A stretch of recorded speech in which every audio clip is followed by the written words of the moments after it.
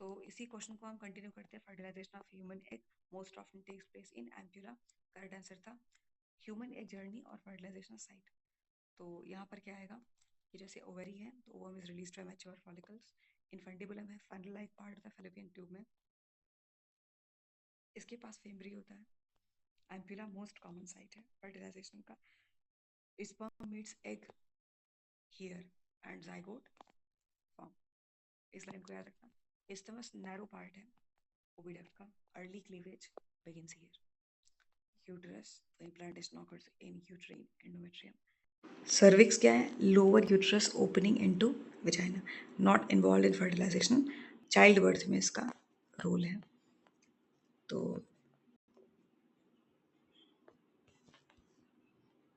ये है डायग्राम. तो आपको ये दिखाई दे रहा होगा. ये इस्थमस, एम्प्यूला और इनफंडिबुलम.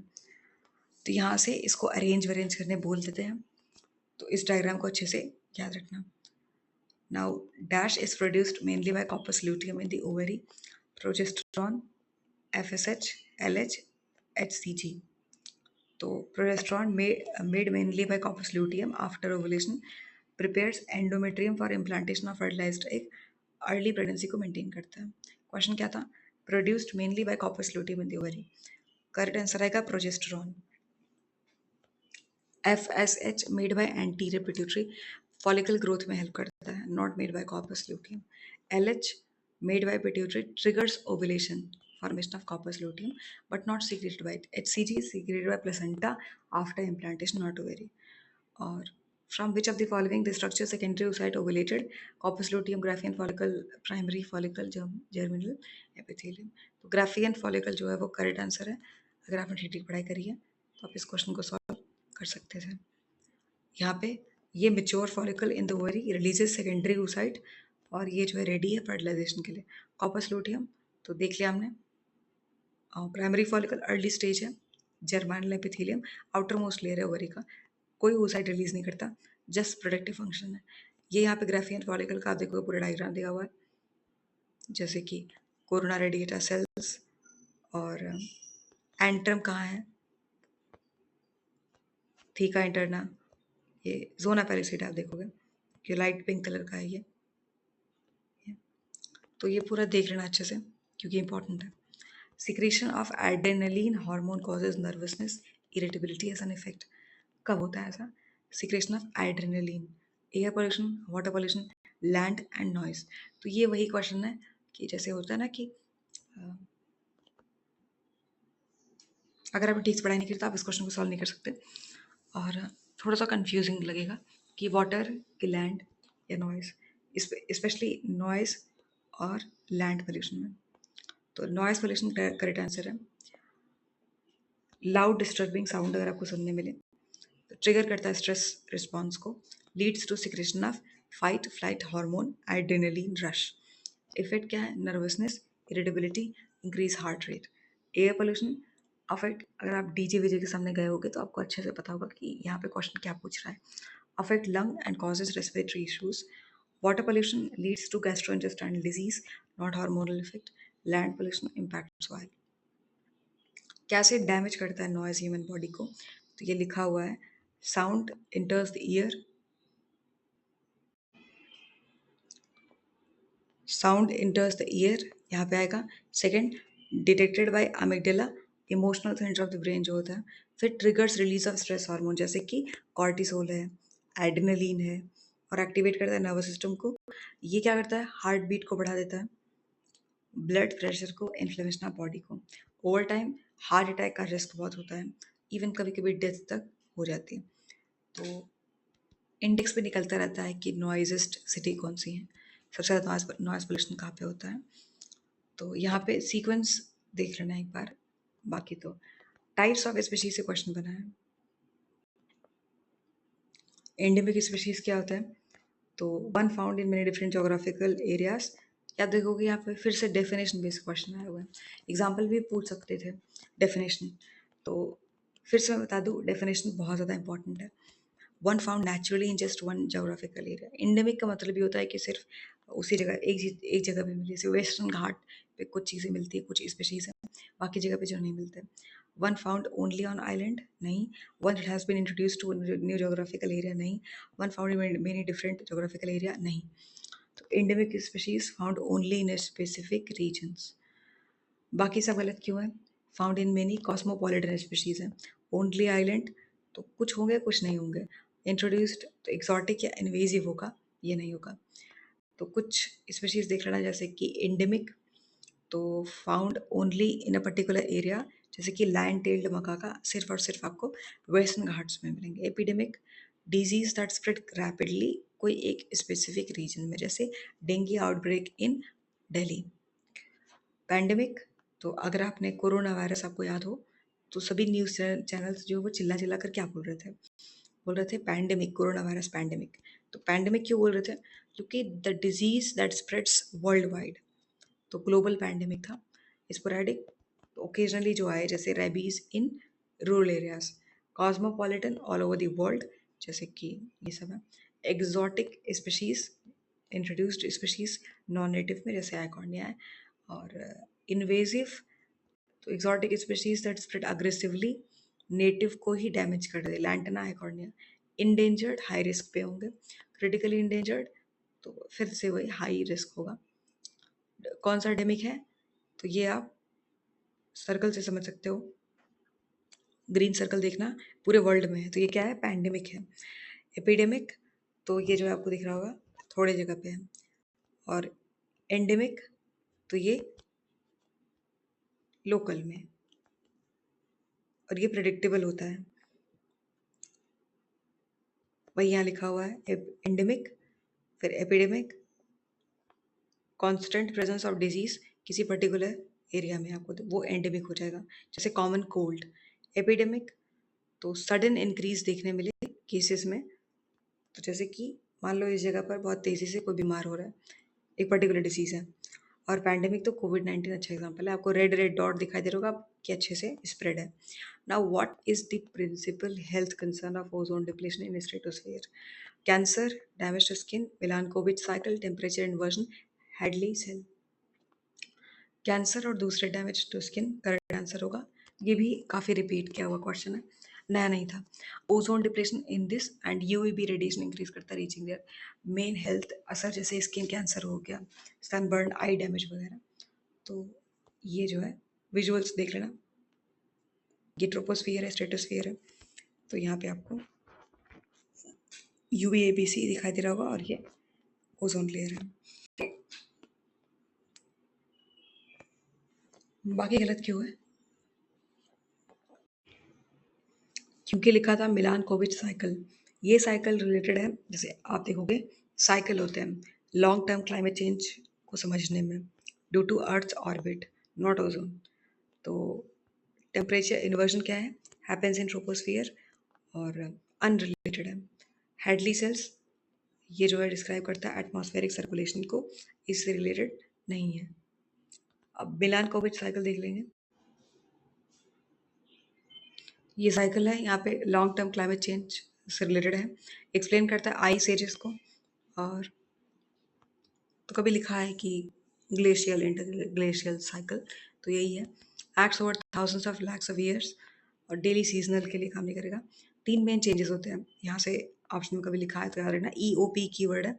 एक्सेंट्रिसिटी, ऑर्बिट का शेप, ऑब्लिक्विटी, और कितने एंगल पे टिल्ट है ये, और प्रिसिशन। और मिलानकोविच नाम क्यों पड़ा है? सर्बियन साइंटिस्ट थे मिल्यूटिन मिलानकोविच, उन्हीं के नाम पे पड़ा है। और ozone layer issues, greenhouse effect, Hadley cell, ये सब अलग अलग हैं। और ये देख लेना, यही है। तो आप देखोगे कि ये जो है एंगल और ऑब्लिक्विटी और ये प्रिसिशन किस तरीके से है, ये आपको एनिमेटेड वीडियो से बेटर समझ आएगा। ज़्यादा नहीं, 2-3 मिनट 5 मिनट इतना ही लगेगा। तो मुझे कोई अच्छा मिलेगा तो मैं आपको टेलीग्राम पर सेंड कर दूँगी। आपका काम है उस एनिमेटेड वीडियोज़ को देखना और समझना, ठीक? When was the concept of joint forest movement launched? 1980s, 90s, 60s, 70s, 80s correct answer आएगा। मैनेजमेंट होना चाहिए पर यहाँ मूवमेंट लिखा है, पर ठीक है, ऐसे ही लिखा होगा, एग्ज़ाम वाले पेपर में, तो कॉपी पेस्ट किया हुआ है, तो क्या कर सकते हैं। Launch 1980s, officially by government of India 1988, involve in local communities, benefit sharing वही villagers get timber fuel wood etcetera return में। और इसको आप बोल सकते हो कि पार्टिसिपेटरी फॉरेस्ट कंजर्वेशन का एक तरीका था इनका। सोशल फॉरेस्ट्री से लिंक है। एलर्जी एंड एनाफाइलैक्सिस किसकी वजह से होता है। IgEAGM। तो एलर्जी, तो IgE रिस्पॉन्सिबल है एलर्जिक रिएक्शन के लिए, एनाफाइलैक्सिस के लिए। बाकी के जो ऑप्शंस थे, रिलीज करता है ये histamine from the mast cells. IgA, तो ये जो है found in saliva tears and breast milk. IgG crosses placenta, most repeated question है। IgM indicate recent infections. तो IgE is the correct answer. यहाँ पर पहला जो है वो सही हो जाएगा। सही है। इसके बाद कुछ फैक्ट्स देख लेते हैं, जैसे कि एनाफाइलैक्सिस सीवियर एलर्जिक रिएक्शन है, IG एंटीबॉडी रिस्पॉन्सिबल है। Mast cell releases histamine causes, ये जो है ये एक सब कारण है। Main symptoms low BP, breathing difficulty, skin swelling वगैरह, रैशेस। और फर्स्ट ट्रीटमेंट एड्रेनलिन या फिर एपिनेफ्रिन इंजेक्शन। लाइफ थ्रेटनिंग भी हो सकता है अगर इसको सही तरीके से ट्रीट नहीं किया जाए। इस लाइन को मत भूलना कि एड्रेनलिन का इंजेक्शन है वो ट्रीटमेंट में यूज़ होता है। नेक्स्ट टाइम पूछ सकते हैं। Now the cells that releases histamine and other vasoactive substance response to allergens, neutrophils, macrophages, NK cells, mast cells. Mast cells correct answer आएगा। ये प्रेजेंट होता है कनेक्टिव टिश्यूज में, contain granules with histamine, heparin, ये सब। On exposure to allergens NIG degranulation होगा। Neutrophils first responder phagocytic है। Macrophages ये पैथोजन को इनगल्फ करता है। और NK सेल्स ये जो है वायरस इन्फेक्टेड को किल करता है। और मास्ट सेल है, तो ये आप देखोगे ये हिस्टामाइन है, ये डीग्रेनुलेशन है। रिसेप्टर देख लेना, एंटीजन, IG एंटीबॉडी और granules. Which of the following secondary metabolite is a toxin, ये बायोमोलिक्यूल से क्वेश्चन है और NCERT से क्वेश्चन है। तो मॉर्फिन, रिसीन, करक्यूमिन, कैरोटिनॉइड्स। तो कुछ सेकेंडरी मेटाबोलाइट्स दिए हुए हैं, जैसे मॉर्फिन, ये अल्कलॉइड है, ये अल्कलॉइड है। रिसीन ये जो किसे मिलता है, from papaver somniferum, opium pain killer. Ricin toxin है from ricinus communis castor plant. और करक्यूमिन पिगमेंट है from turmeric, anti inflammatory properties होती है। कैरोटिनॉइड्स पिगमेंट है, ऑरेंज येलो ये सब कलर देखने मिलता है प्लांट्स में। तो क्वेश्चन क्या पूछा था, फिर से पढ़ो। यहाँ पर कीवर्ड क्या था, सेकेंडरी मेटाबोलाइट सेकेंडरी कीवर्ड है। दूसरा टॉक्सिन होना चाहिए, सेकेंडरी और टॉक्सिन। तो ढूंढोगे तो क्या मिलेगा, ढूंढेंगे तो एक ही मिलेगा, वो है रिसिन, क्योंकि ये टॉक्सिन है। सेकेंडरी मेटाबोलाइट्स के कुछ पॉइंट्स लिखे हैं, जैसे कि मॉर्फिन, तो सोर्स लिखा है, यूज लिखा है, एक्ट्स ऑन CNS। रिसिन में लीथल है, यूज इन बायोटेर, इवन अगर थोड़ा सा भी डोज है, अगर उसको इंजेस्ट किया जाए, इनहेल किया जाए, इंजेक्ट किया जाए, डेडली हो सकता है। और करक्यूमिन, तो करक्यूमा लॉन्गा सोर्स है इसका, anti cancer, anti oxidant, anti inflammatory properties होती हैं। और ये तो सबको पता होगा। तो रेसिनस कम्युनिस कैस्टर प्लांट, इसकी फैमिली देख लेना कभी पूछे अगर, यूफोरबिएसी फैमिली है। और हाँ, तो टॉक्सिन रेसिन है, inhibit protein synthesis, highly toxic है, फाउंड इन सीड्स ऑफ, कहाँ पाया जाता है ये भी याद रखना, found in seeds of. Metabolites primary भी हो सकते हैं, सेकेंडरी भी हो सकते हैं। तो अभी तो आपसे ये पूछा है, अभी आपसे ये पूछा गया है कि टॉक्सिन बता दो, रिसिन टॉक्सिन दिखाई दे रहा होगा, रिसिन टॉक्सिन। तो ये क्या है, सेकेंडरी का पार्ट है। तो सबसे पहले देख लेते हैं मेटाबोलाइट्स में, प्राइमरी में। तो ये जो है प्राइमरी है, मेटाबोलाइट्स एग्जांपल्स है, एंजाइम्स प्राइमरी में, ये कंपार्टमेंटलाइज किया हुआ है यहाँ पे ऑलरेडी, यहाँ से यहाँ तक ये पूरा प्राइमरी है। तो समझते हैं, सब फैक्चुअल डेटा है तो याद करना पड़ेगा। एंजाइम प्रोटीएज, लाइपेज, कोई भी एज तो वो एंजाइम ही होता है। Amino acid proline, leucine. और organic acid, acetic acid, lactic acid, vitamin ABC, ये सब क्या है, प्राइमरी के एग्जांपल्स हैं। सेकेंडरी के एग्जांपल्स देख लेते हैं, पिगमेंट, कैरोटिनॉइड्स, एंथोसाइनिन। और अल्कलॉइड्स में मॉर्फिन, कोडीन है। इसेंशियल ऑयल में लेमन ग्रासेस, तो यहाँ पे ये टॉक्सिन क्या है, एब्रिन और रेसिन। लेक्टिन क्या है, ये कॉन्कान वेलिन, कॉन्कानवेलिन ए, अजीब सा नाम है। ड्रग्स में विनब्लास्टिन और करक्यूमिन। और पॉलीमेरिक सब्सटेंसेस रबर है, गम है, सेलुलोज है। ये एनसीईआरटी का चार्ट है। और ये अगर आप देखते हो तो पिगमेंट में लिखा है कैरोटिनॉइड्स, एंथोसाइनिन। अल्कलॉइड्स में लिखा है मॉर्फिन, कोडिन। टर्पिनॉइड्स में लिखा है मोनोटर्पीन्स एंड डाइटर्पीन्स। इसेंशियल ऑयल में सिर्फ लेमन ग्रासेस लिखा है, लेमन ग्रास ऑयल। टॉक्सिन में आप देखोगे यहाँ पे ये रेसिन लिखा हुआ है, रेसिन। तो एब्रिन, रेसिन। और लेक्टिन्स में लिखा है कि कॉन्कानेवेलिन ए। और ड्रग्स में विनब्लास्टिन, करक्यूमिन। और पॉलीमेरिक सब्सटेंसेस में रबर, गम्स। और ये यहाँ पे ये लिखा हुआ है सेकेंडरी मेटाबोलाइट्स है ये। तो हाँ, फिर इम्पॉर्टेंट है, ये टेबल आपको याद होने चाहिए। ठीक, तो करेक्ट आंसर क्या हो गया? क्वेश्चन क्या था? विच of the following secondary metabolite is a toxin? तो यही होगा रेसिन। नेक्स्ट टाइम उनमें से कुछ और पूछ लें तो उसके लिए प्रिपेयर रहना, प्राइमरी आए या सेकेंडरी पता होना चाहिए। Now which of the in which temperature range enzymes are most functional? इसको आप क्या बोलोगे? इसको आप बोलोगे डेटा बेस्ड क्वेश्चन। तो फैक्चुअल है पूरा पूरा, इसमें कोई कॉन्सेप्ट नहीं है। 35 से 40 के आसपास करेक्ट आंसर आएगा।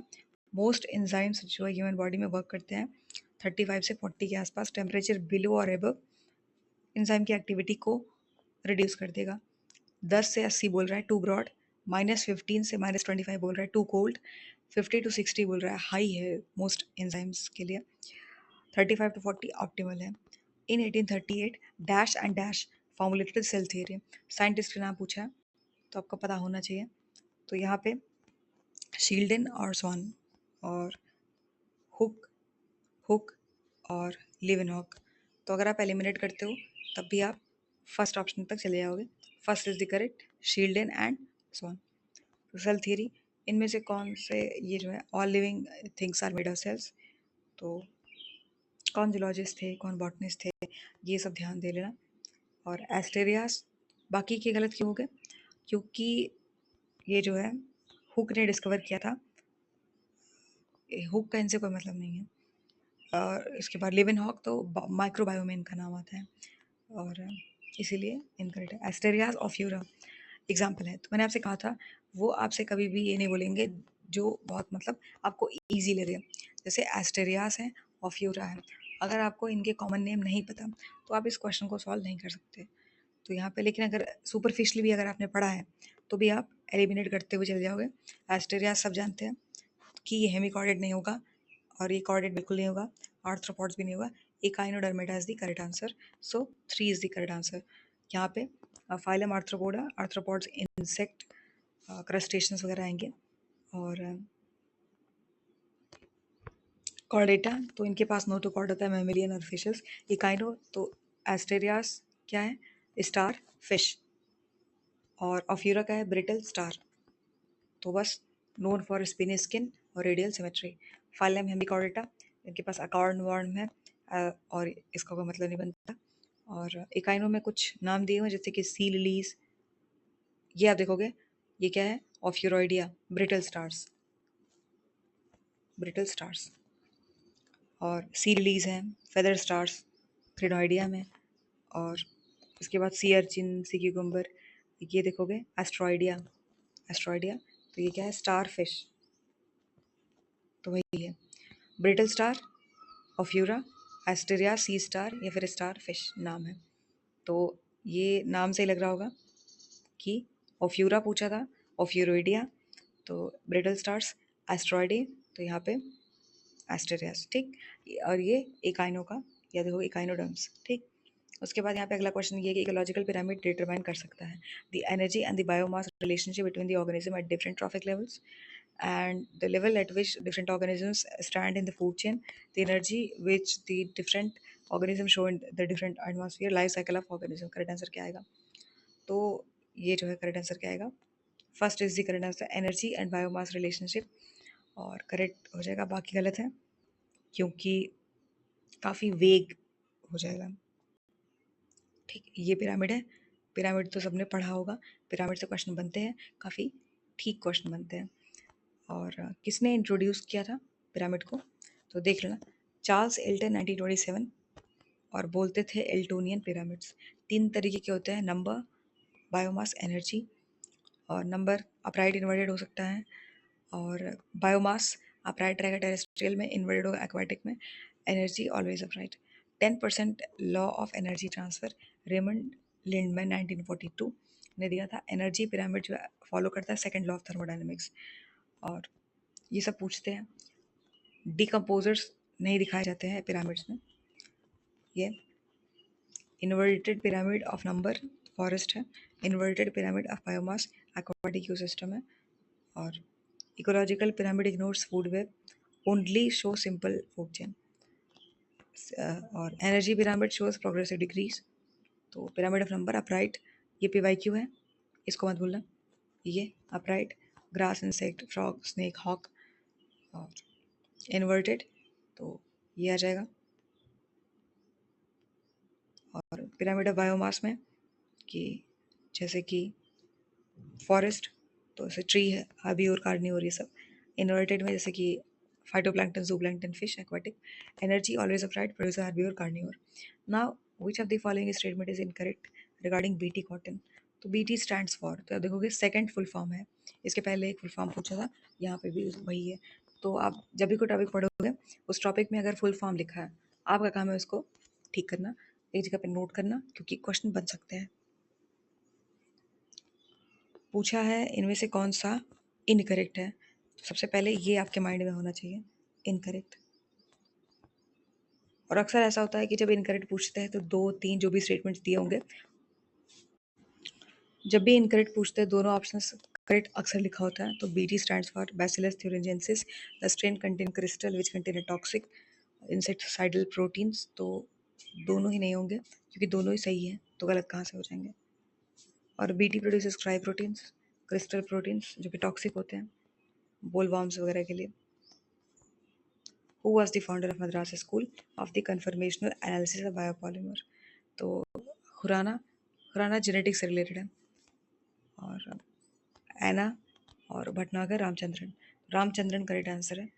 तो इसका मतलब ये है कि जो इम्पोर्टेंट बायोग्राफीज में इम्पोर्टेंट पॉइंट्स हैं वो भी आपको पता होने चाहिए, वहाँ से क्वेश्चन बना है, नेक्स्ट टाइम भी पूछ लेंगे। और वो जाने जाते हैं पूरे वर्ल्ड में रामाचंद्रन प्लॉट के लिए, और allowed the angle of peptide bond in proteins, उन्होंने इसी को डिस्क्राइब किया था। तो अगर कभी पूछे क्या किया था, तो पेप्टाइड बॉन्ड इन प्रोटीन के जो एंगल्स होते हैं उन पर स्टडी करी थी। Khurana known for deciphering genetic code, ये सब जानते हैं। और एना, तो ये एक फिजिसिस्ट है, मेट्रोलॉजिस्ट है, और वेदर फोरकास्टिंग में इन्होंने काम किया था। भटनागर केमिकल रिसर्च में इन्होंने काम किया था। In a chromosome there is a specific DNA sequence, कहाँ से पढ़ोगे ये इस तरह के क्वेश्चन, सिर्फ और सिर्फ एनसीईआरटी। क्यों? क्योंकि जो फर्स्ट पेज होता है जहाँ पे बायोग्राफी छोटी सी लिखी होती है 10-12 लाइंस की, वहीं से क्वेश्चन ये पूछा है। ठीक, तो इससे ज़्यादा आपका माइंड याद भी नहीं कर पाएगा कि आप 400-500 पेजेस की बायोग्राफी थोड़ी ना पढ़ोगे। In a chromosome there is a specific DNA sequence which is responsible for initiating replication. क्या बोलेंगे? Plasmid, origin of replication, promoter. तो origin of replication correct answer है। प्लाज्मिड एक स्मॉल सर्कुलर DNA मॉलिक्यूल है often in bacteria, और may contain an origin of replication but is not the origin itself. Origin of replication क्या है? The specific DNA sequence जहाँ पे DNA replication start होता है। प्रोकैरियोट्स में ओरिसी एंड प्लाज्मिड्स में ओरी। प्रमोटर तो साइट जहाँ पे ट्रांसक्रिप्शन स्टार्ट होगा, और ऑपरेटर सेगमेंट ऑफ DNA जो रेगुलेट करे जीन एक्सप्रेशन को। और ट्रिक क्या है? Replication, origin, transcription, promoter.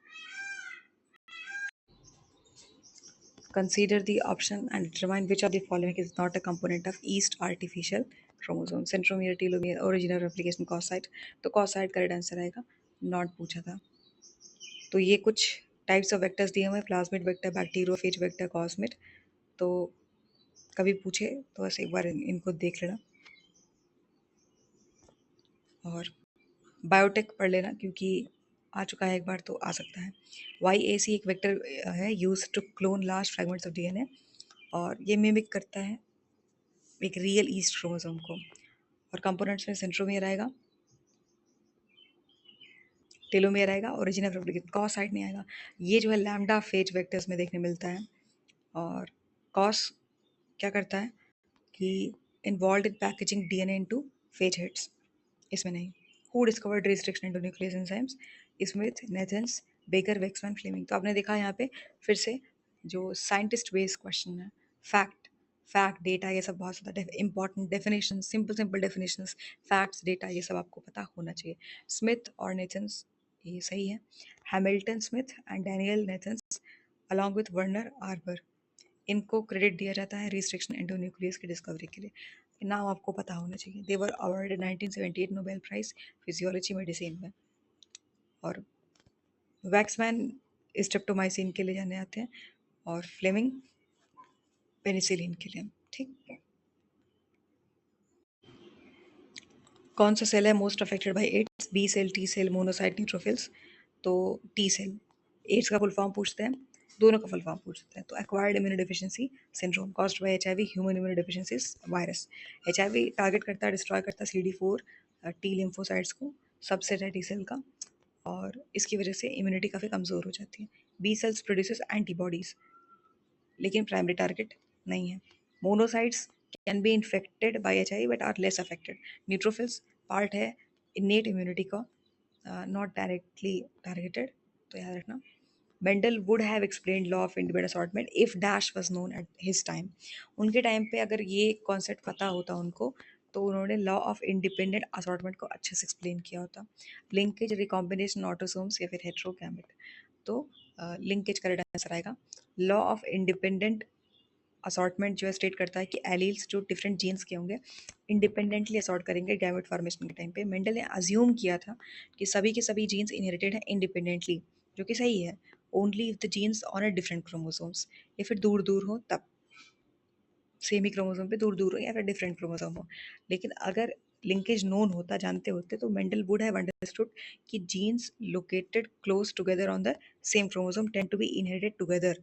ये वायलेट करता है इंडिपेंडेंट असॉर्टमेंट को, जो उन्होंने थ्योरी दिया था। तो रिकॉम्बिनेशन इंपॉर्टेंट है वेरिएशन के लिए, but linkage directly affect assortment. Autosome सभी के सभी non sex chromosomes, not specific to gene assortment. Heterogamete refers to gamete of different types, जैसे कि sperm, egg etcetera. Linkage limits assortment, अगर मेंडल जानते लिंकेज तो ही वुड हैव रिवाइज्ड, या फिर इस लॉ को रिफाइन करते। Which part connects the foetus to placenta? Umbilical cord, amnion, chorion, या फिर yolk sac? Umbilical cord. Umbilical cord जो है वो एक डायरेक्ट कनेक्शन है between the foetus and placenta. It carries the oxygenated blood and nutrient from placenta से foetus तक, waste product from foetus to placenta to be removed by mother. और amnion क्या है? एक मेम्ब्रेन है that forms the amniotic sac, और ये foetus को प्रोटेक्ट करता है। कोरियन, ये आउटर मोस्ट फीटल मेम्ब्रेन है, पार्ट ऑफ प्लेसेंटा फॉर्मेशन, और ये कनेक्ट नहीं करता directly. Yolk sac provide early nutrition और blood cell formation, again not connected to placenta. U for umbilical, U link between baby and placenta करके याद कर सकते हो। ये अम्बिलिकल कॉर्ड है, फीटस, यूट्रस, ये आप देखोगे तो ये आपको दिखाई दे रहा होगा अम्बिलिकल कॉर्ड, ये जो स्ट्रक्चर है।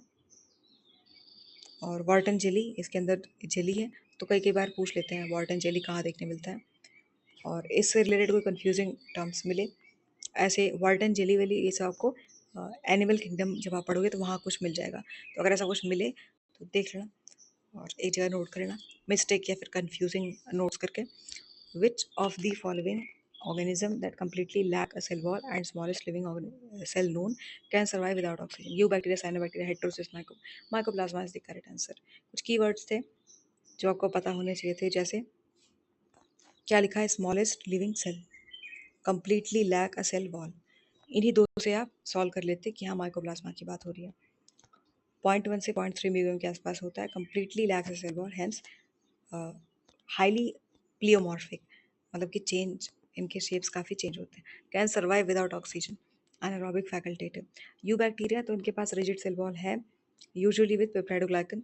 साइनो बैक्टीरिया तो बीजी आप इसको बोल लो, have a cell wall and do photosynthesis.